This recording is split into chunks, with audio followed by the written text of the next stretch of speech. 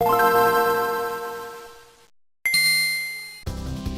everyone, Videogamelover here, and welcome to another system review. Today I will review you a system that I don't really talk about that much, and that is the Sega CD add-on for the Sega Genesis.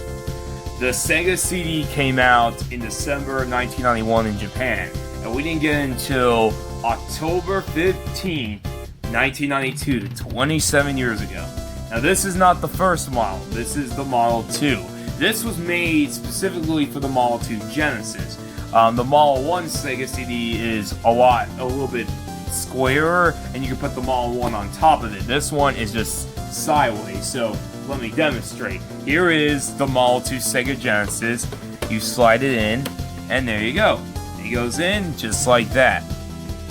It also will in fact work with the Model 1 Genesis, but the issue with that is that it sticks out just a little bit. They actually made an accessory to make sure it doesn't, it doesn't start dipping down.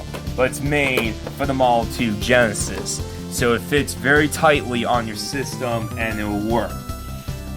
One downside about the Sega CD was you need your own. You will need another power adapter. So unfortunately, you will need two power adapters. The good news is you only just need the power adapter. So if you just get like a Model 1 Genesis adapter, it will work just fine. So you don't need other cables because it just goes right to the Genesis video. Now the Sega CD, it was made to like really boost the Genesis power, give it better audio and capable of doing other games, full motion video to really match the Super Nintendo. It came out in a very, very steep price though in US. It was retail $300 when it came out in the US. That is really expensive for a CD-based add-on. And that's way more than just getting the Genesis alone. So you're looking at spending a lot of money back in the day. As for the controllers, you use the Sega Genesis, 3-button. I have one right here. You just use 3-button or 6-button. They'll work just a-okay. So, of course, it's meant to be played CD-based games. So I'll demonstrate. Here we have, we'll use this game. Now this is a burnt copy. Final Fight CD. And you just put it right there. Very simple. So that is one thing that kind of doomed the system a little bit, was there was no copy protection, so you could have easily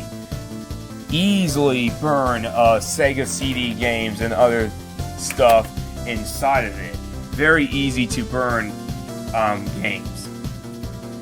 So about the games, well, the games are hit or miss. There are some good games on the Sega CD. I have a few right here, like Final Fight CD, of course, Sonic CD, which is regarded meant to be one of the best Sonic games of the 2D era. Mortal Kombat CD, which is just the Genesis version, except they added the music from the arcade version, but it's all jumbled up. And last but not least, if I could pull it out, bear with me, Soul Feast, or Soul Feast as it was called on the Sega CD, which was actually a launch title for the Sega CD. I also burned one of the more expensive games, a very expensive game. I'm not sure you're going to be able to see it. It's called Kyo. It's basically a shmup. So there are a couple of decent games on the Sega CD, but what really played the Sega CD really was the full motion video games. The games that made you feel like you were playing a movie. Games like Sewer Shark, Double Switch, Slam City, Corpse Killer, and of course Night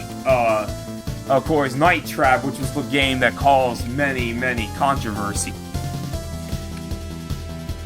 So yeah, there's plenty of junk on the Sega CD, and unfortunately Sega didn't really support this system a lot, and it was eventually discontinued in 1996. So it was just too expensive, and some of the games weren't all that appealing, so that's why it failed. So, and also, might as well show this up, there are some games that you will need both the Sega CD and the 32X to work.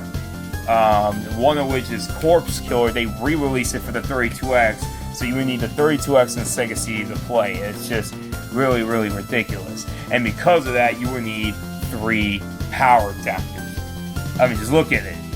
It does not look very appealing, right? No, it does not. So the question is, do I recommend the Sega CD? Well, if you are a Sega collector, then this is a must-have. But if you're just, a casual person who has just got into the retro gaming scene and all that, I won't really recommend the Sega CD. It also has been starting to rise in price a little bit. The Sega CD now goes for about $100 and something on eBay. I'm not making that up. Guess how much I paid for it back in August of 2008? $10. And it came with a box, which is buried under my closet. But yeah, I got it in the box for $10 in a flea market. So it's a very expensive system to collect for. And there's just, a couple of good games, the Lunar games. There are some good RPGs on it, but it's just not really of a system I would recommend for everyone. It depends if you're really of a big Sega collector like I am. So there are some good games, but not a whole lot. So the Sega CD, I won't really too recommend it a lot, and especially nowadays, how very expensive it is. So thank you guys for watching this little review. I'll see you guys on my next video. Peace.